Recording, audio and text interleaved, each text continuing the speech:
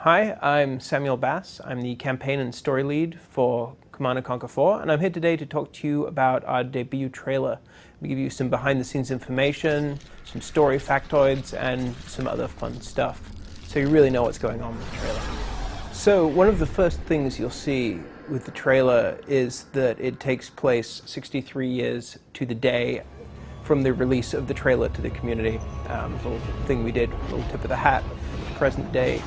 So what we have here is a flight of GDI orcas escorting someone across a field of Tiberium, the Tiberium-stricken city of Manchester. So one thing you'll notice if you look at the date of the trailer is that it takes place about 8 years after the end of CNC3, a few less years after the end of Kane's Wrath, and it also takes place 15 years before the beginning of the actual Command & Conquer 4 storyline.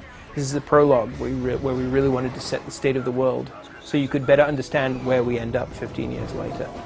The GDI logo is covered in Tiberium. In fact, the whole city is covered in Tiberium.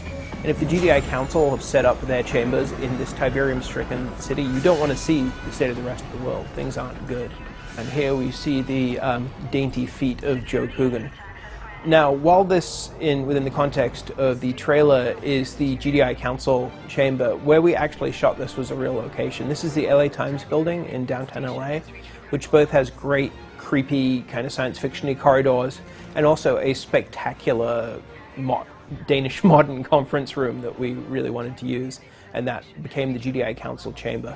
So as you can see, these GDI guys are escorting some mysterious figure, who, if you haven't worked out by now that it's Kane, you probably should have. But it's Kane, and he is going to the GDI Council. He's not under arrest, though we try and create a little bit of ambiguity there just to keep your interest, but he's not under arrest. He's going to meet the GDI Council and propose to them a solution to this absolute environmental devastation that they're faced with. So, we shot this essentially in a day. It was a long, very hard day, and there was a little bit of clowning around.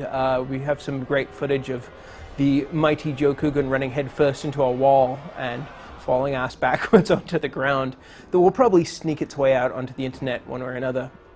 So one of the things we tried to do with casting for this trailer, and for our cinematics for CNC4 in general, is go for people who really believe in the roles. We wanted the GDI Council not to be, a bunch of hot supermodels. One thing we really wanted to establish with this part of the trailer is a sense of trepidation on both sides. Like, Kane is tense, GDI is tense. This isn't something that either side really wanted to happen. They're being forced into this situation where they have to meet and talk.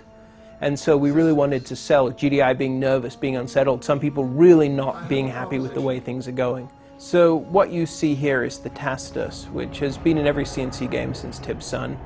It played a big role in Firestorm, played a huge role in Kane's Wrath, and is returning into CNC4 as a driving element of the story. What you might not know about the Tacitus is, beyond being a lexicon of alien knowledge, it's also a light bulb with a piece of tape on it that's stuck to Joe Coogan's hand. We did a little bit of movie magic. He's not really holding a glowing ball, and in fact, if you look closely, his hand's actually CG. And now, Command & Conquer 4 logo, which is a good opportunity for me to plug our Name the Game competition. Submit your entries to Name Command & Conquer 4, and I really want to hear what you have to say, what you think would be an appropriate name for the end of this epic saga. And with that, I'm Samuel Bass, signing off.